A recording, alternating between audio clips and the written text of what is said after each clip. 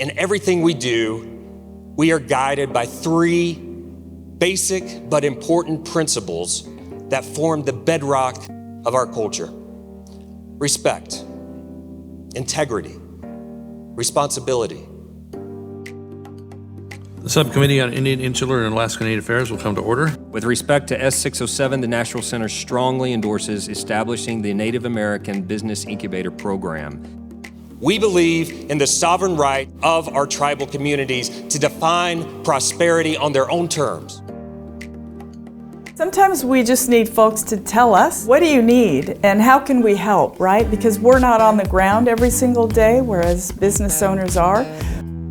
If you Google what the true impact of a Native business is, we impacted over $300 million in job creation in Oklahoma. Success rarely happens overnight. We are shifting the economic development conversation in our country.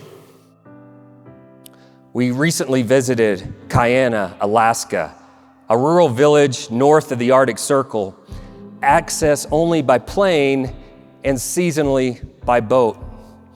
What we saw in Kayana led to some unique out-of-the-box thinking of how to build and grow businesses in rural communities that can be copied in other parts of America.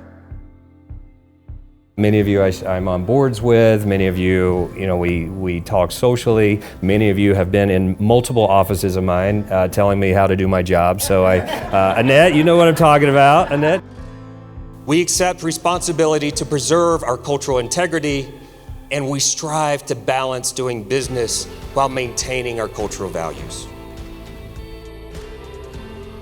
I am the ultimate opposite of a micromanager. I used to always tell my teams, I said, I want you to come to the table with a notebook of ideas.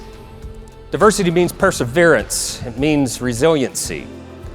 No one in this room is afraid of doing the work, but as Indian country grows, we need to consider new markets and new ideas. The work that we're doing now directly impacts this community, bringing jobs into the community and education opportunities. Tribal and Native-owned businesses are involved in everything from energy to telecommunications to financial services, agriculture, and even brewing and distilling. There's no reason that commerce in Indian country needs to stop at the borders of our reservations or the borders of the United States.